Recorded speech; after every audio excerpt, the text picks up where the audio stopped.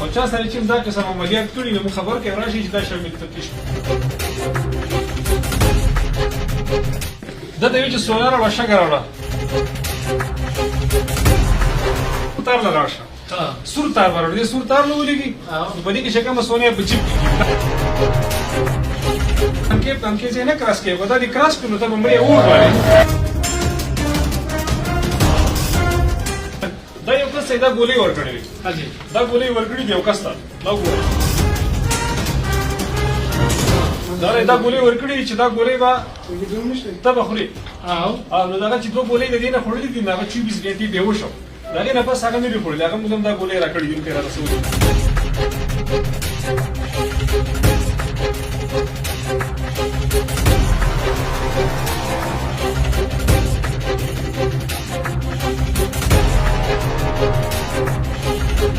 دا کوم کیس تاسو مخې ته دی دا په 30 تاریخ باندې پرون د سلما کوم چې د مقتول حاجي نواب خور ده دا راله کاڼې ده او دغه واقعه بیان کړه چې په 8 تاریخ باندې دې کوټه د کوم پیر چې د جعلي پیر دی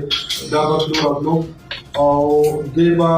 مختلف دوکي ورکولې نو دا کوم مقتول چې دی حاجي نواب د سره کمرې ته تللی په 8 تاریخ باندې او د کمرې نه د اوبو دپاره اواز کړی چې اوبه مال راوړئ او بیا پسې کمره بنده کړې ده او دا خبره یې کړې ده چې زه د ده قسمت خراب دی د قسمت د ټیک کولو لپاره خپل عمل کوم جادو کوم یا مطلب خپل عملیات کوم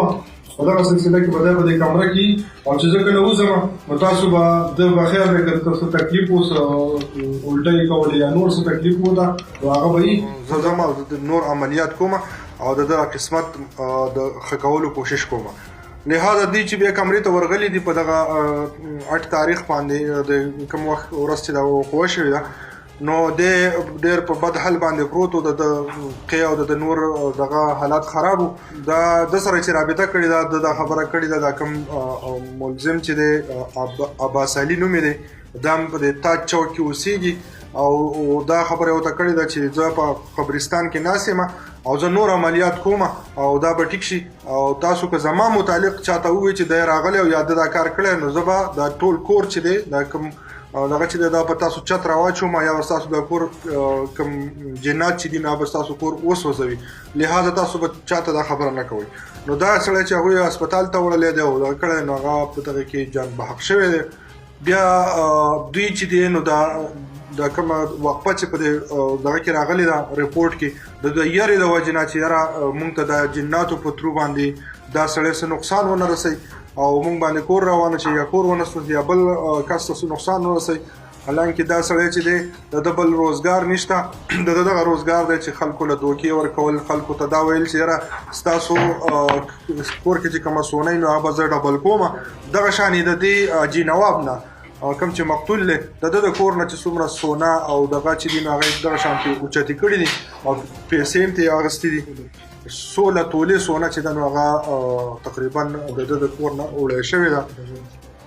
او 42 لک روپۍ هم ترې کړي او بله د دې دغه مقتول چې کومه کور والا نو هغې د خلاف داسې د ده بړکاو کړی چې هغې ته هغه طلاق ورکړی او بیا ورته وایي چې ستا بل واده ځکه نه کېږي چې ستا قسمت خراب دی نو لهذا ته دومره عملیات په کوو نو ته به بېرته ستا قسمت ټیک شي نو په دغه صورت کې بیا چې کله د سلما رپورټ ته راغلی ده تاڼې ته ایس ټي او صاحب زموږ د افسرانو په نوټس کې راوستې ده او آر پی او صاحب ناصر محمد ستی او دغه شان ډي پی او صاحب اشرف الله خان ګنډاپور په دې کې خصوصي نوټس واخیستو د کې اف آی آر چې کله درج شو خصوصي ټیم یې دله مقرر کړی چې پای کې اس پی انویسټیګیشن پای کې د سی ټي ډي اس پي انور خان پای کې ایس ایچ او حبیب سید خان او مشرف خان انویسټیګیشن افسر دی او سره یو لیب انچارج ایس آی زموږ شامل دی په ټیم کې هغوی دا ټیم مو ته جوړ کړو